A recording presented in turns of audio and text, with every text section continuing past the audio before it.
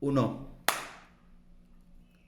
muy buenos días. Y para terminar con la última plática de tres acerca de nevos melanocíticos y melanoma, vamos a hablar ahora sí de melanoma. Entonces, el melanoma la podemos definir como una neoplasia maligna de melanocitos. Puede ser melanocitos que se encuentran en la epidermis, en la dermis o en las mucosas. Entonces, en cuanto al melanoma, el 90% se va a encontrar en la piel, pero también lo vamos a encontrar en menor proporción en ojos y en mucosas. La lesión elemental vamos a tener una neoformación pigmentada o no, como ya vimos en la clase de dermatoscopía, siempre en las lesiones vasculares y principalmente en las que avanzan muy rápido hay que pensar en melanomas amelánicos. Puede ser como mancha o puede ser como una elevación, o sea, exofítica. Va a tener una gran capacidad metastásica con alta mortalidad y por eso es lo importante de la plática. En el mundo, el melanoma se considera como el tercero en frecuencia de cánceres de piel. Solamente les recuerdo, el primer lugar es el carcinoma vasocelular, el segundo lugar es el carcinoma espinocelular, pero en cuanto a cánceres de piel, ocupa el 75% de las muertes. La incidencia ha aumentado 619% entre 1950 al 2000. O sea que aproximadamente se dobla la incidencia cada 10 a 20 años. Este número hay que tomarlo con cierto cuidado porque no es por culpa de no es por culpa de la capa de ozono o que haya algo mal en el ambiente, sino más bien se dice que es porque la gente le está tomando un poquito más de cuidado o más que nada los investigadores y se está diagnosticando mucho más pronto o le damos más importancia a este tipos de diagnósticos. Por ejemplo, en Alemania en 1980 se diagnosticaban los melanomas en promedio de 1.81 milímetros y ahorita, bueno, en estos tiempos más recientes se diagnostican ya tan pequeños como de 0.56 milímetros, o sea, medio milímetro, muy pequeños, que son países donde a lo mejor tienen más este problema y le dedican pues más tanto de tiempo como de insumos a diagnosticarlo más tempranamente. Bueno, vemos una gráfica donde aquí se representa los hombres de piel de fototipos claros, es donde más está aumentando la incidencia, pero ya quedamos que es, o bueno, que puede ser porque no es porque ahorita les esté dando más, sino porque ahorita se está diagnosticando más. ¿Qué tenemos en México? La verdad es que en México no hay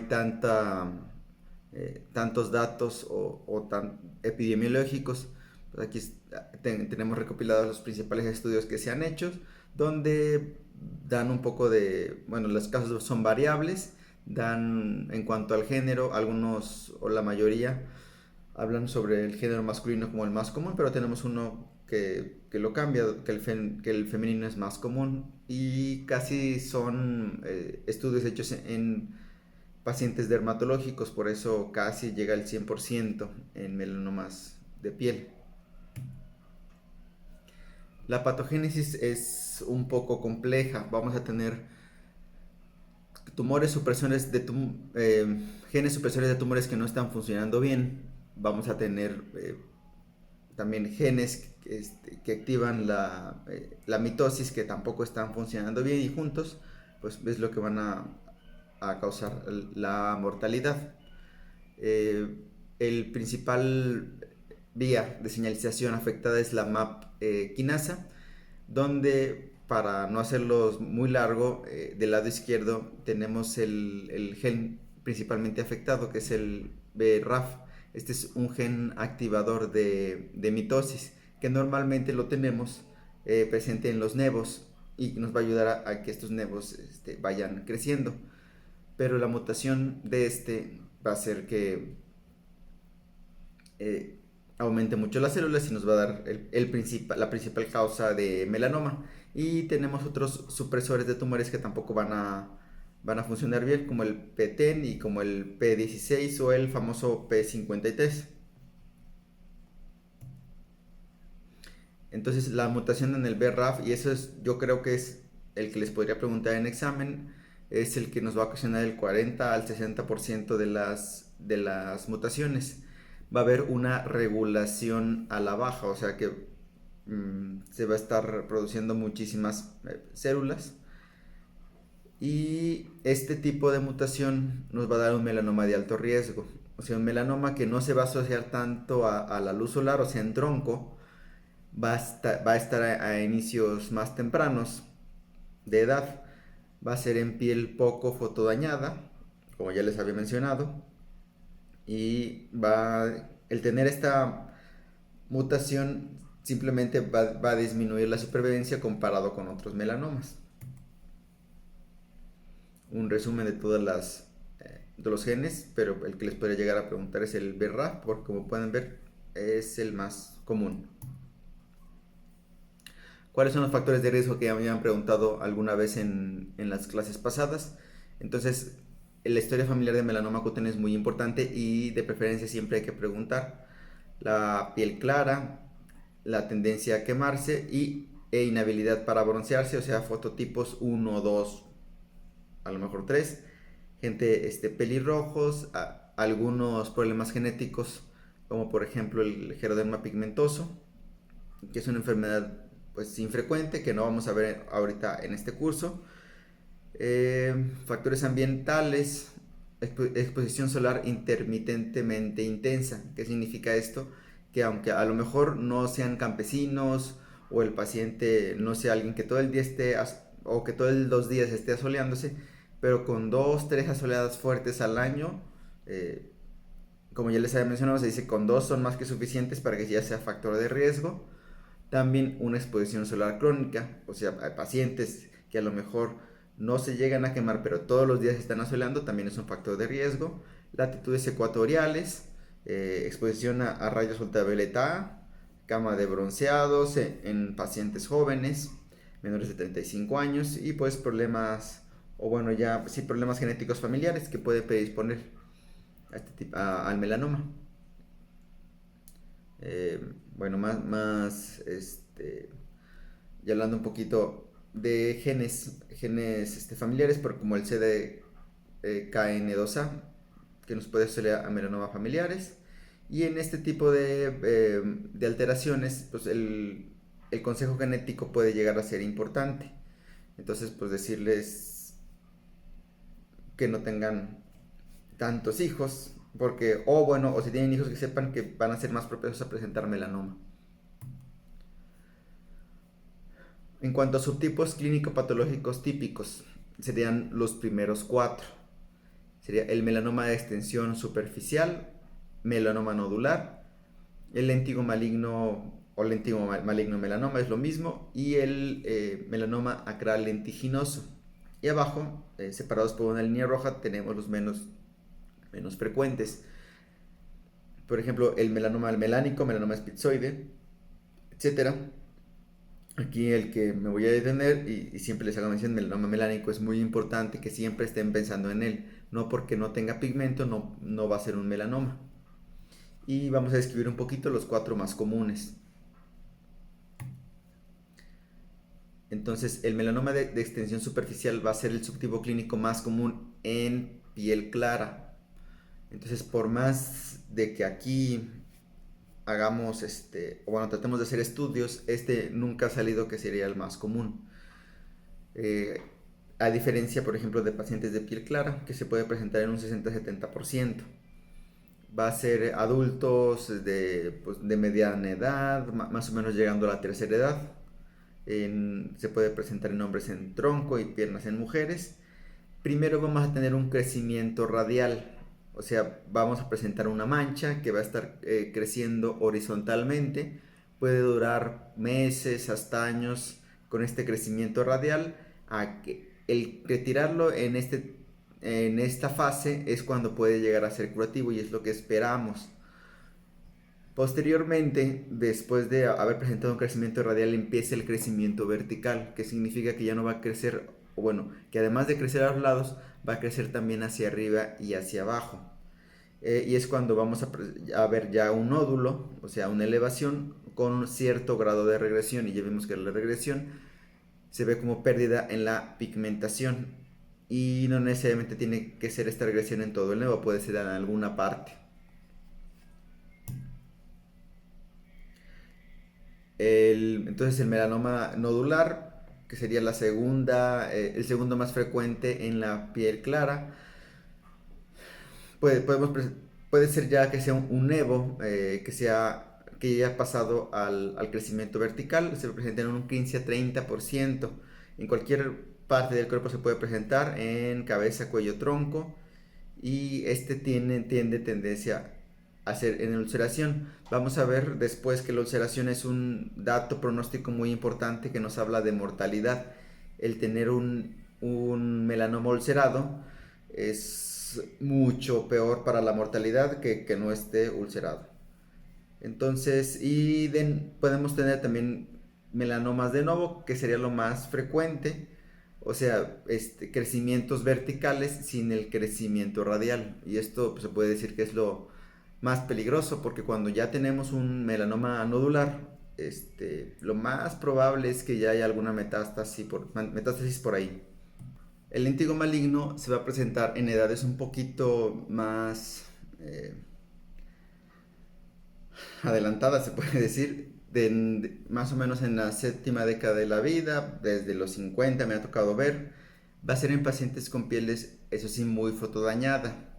Entonces, ¿cuál es la diferencia entre un lentigo maligno y un melanoma de extensión superficial? Que el melanoma de extensión superficial se puede presentar en cualquier parte del cuerpo y el lentigo maligno tiene características específicas, y una de ellas que va a ser en la cara, casi siempre en nariz o en mejilla. Entonces va a ser una mancha que a lo mejor no se va a ver tan bien, o que puede empezar como un léntigo solar. Se puede decir que puede parecer normal, pero empieza a ser bordes muy irregulares, diferentes tipos de coloración, pero los pacientes no acuden a consulta porque no avanza mucho. El paciente puede ir a consulta después 6 o 7 años después, casi siempre porque algún familiar fue a visitarlo y le dijo que se atienda a esto.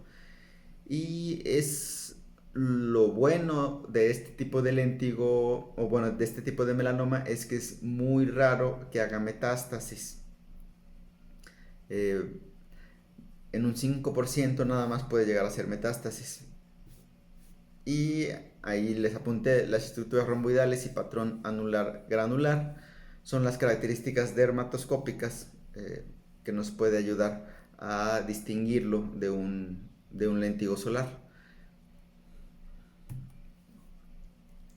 Y para terminar, las cuatro más comunes: el melanoma acral lentiginoso, que se va a presentar en la sexta década de la vida también. En pacientes de piel clara es lo menos común.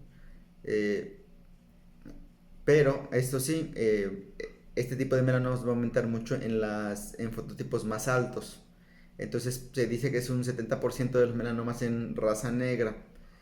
Y dependiendo de los artículos que ustedes investiguen, puede ser o no el más común en pacientes mexicanos. En algunos artículos dicen que es igual el de extensión superficial, y en algunos dicen que es acral lentiginoso. Entonces esto no se pregunta en el examen. Y para el diagnóstico clínico, pues ya habíamos visto lo del ABCDE. Ya vimos que en la dermatoscopía podemos hacer un poquito más eh, efectivo este diagnóstico. Y también tenemos, bueno, los patrones que ya les había mencionado, y el comparativo. ¿Y qué significa esto? Es el signo del patito feo. Entonces tú revisas todos los nevos, y si tiene uno diferente a los demás, entonces puede ser, bueno, que aunque esté diferente, no tenga tantas características de malignidad, pues hay que retirarlo porque es eh, el que puede llegar a ser melanoma. Bueno, ya quedamos entonces que en un melanoma melánico hay que fijarse la velocidad de crecimiento, que si está elevado o si está firme. Y también, no lo vimos, pero el melanoma unguial también tiene sus características. ¿Cómo se toma la biopsia en un paciente con sospecha de melanoma? Lo que hay que tomar en cuenta es que va a ser diagnóstico, no terapéutica, cuando ya son muy grandes. Cuando estamos pensando en un nevo atípico, o a lo mejor cuando está chico es cuando puede llegar a ser terapéutico, pero si es más grande, no hacer cosas muy heroicas. Entonces, preferentemente hay que retirar toda la lesión con márgenes laterales de 1 a 3 milímetros. Entonces, si es pequeño, pues entonces sí perfectamente puede ser curativo, pero si, por ejemplo, si ya llega a ser de más de 1 centímetro, lo que se necesita es quitar un poquitito de borde y ya. Y la profundidad hasta el tejido celular subcutáneo. ¿Por qué? Porque márgenes más amplios van a modificar el drenaje linfático. ¿Y para qué sirve el drenaje linfático? Pues para hacer ganglio centinela. Entonces, por ejemplo, si tienen un melanoma, no sé, de 3 4 centímetros en la espalda y dicen, no, pues que a lo mejor con un colgajo da, no, para nada que es recomendable, porque lo más probable es que el ganglio ya esté tomado y vamos a modificar el drenaje. El día que le quieran hacer ganglio centinela para saber si están tomando los ganglios, pues ya no va a servir para nada. Evitar rasurados lo más que se pueda, evitar biopsias tangenciales. Si las lesiones están muy extensas en la cara, a lo mejor tomar nada más una biopsia parcial, pero lo que se va a preferir siempre es retirar toda la lesión. ¿Qué nos va a decir el reporte histopatológico? Nos va a decir si, bueno, primero nos va a dar un diagnóstico, nos va a dar un grosor, que eso se llama Breslow, y se mide en milímetros. Que si tiene ulceración o no, cuántas mitosis van a encontrar el patólogo, y los márgenes si están positivos o no. Con eso es importante. Y ahorita vamos a ver cómo el 1 y el 2, o sea, perdón, el 2 y el 3, que sería la profundidad en Breslow y la ulceración, es lo que nos ayuda a hablar de mortalidad. En cuanto a la metástasis, lo principal que era es por vía linfogénica. El nódulo lo corregional más o menos a los 16 o 17 meses. Y hematógena, bueno, en metástasis a distancia de 24 a 30 meses después de que empezó con el melanoma. Supervivencia de 10 años, ya con esto, con la metástasis hematógena, es tan baja como de 5 a 20%. Vean cómo se ve el melanoma primario y bueno, todas las metástasis satélites.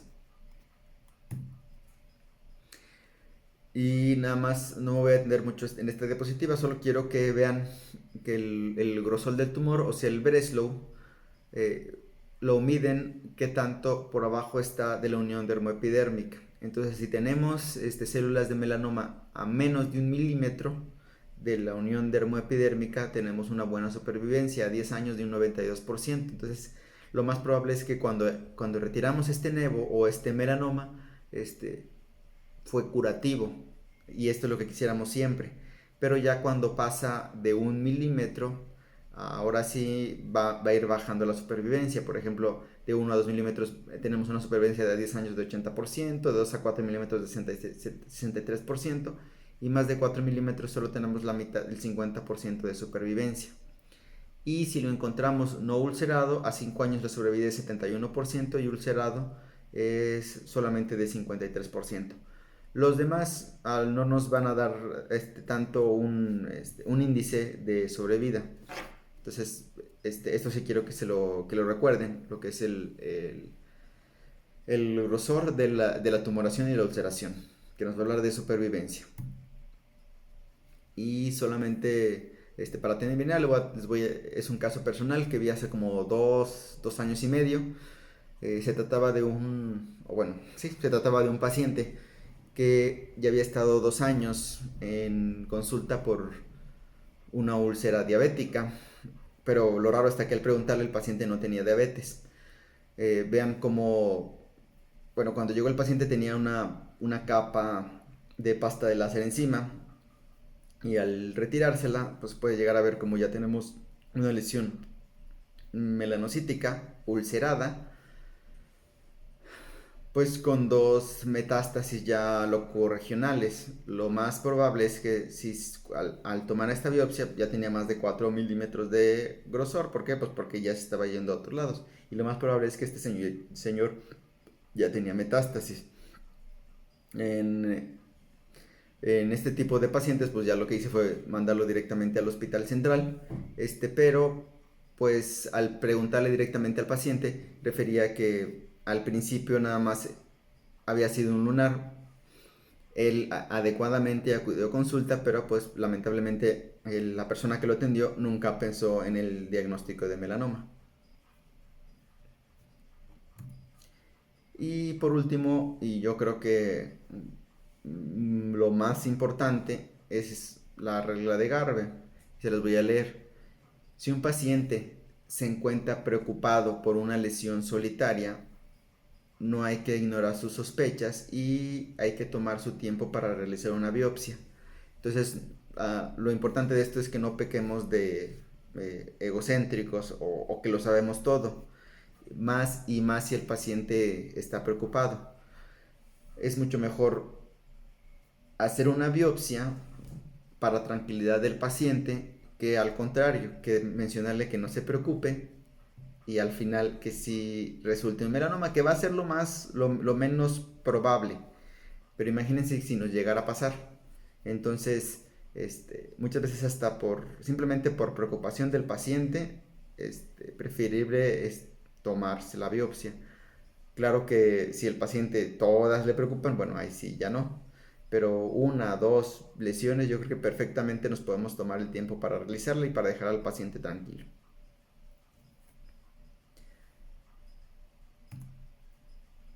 Muchas gracias. Entonces, ya hablando de las clases, ya solo nos faltaría una más, o bueno, dos, vamos a ver qué tanto tiempo tenemos, que sería los principios básicos de la cirugía dermatológica, y les voy a hablar un poquito de tratamiento de piel normal y de corticosteroides tópicos. Y con eso acabamos el curso. Muchas gracias.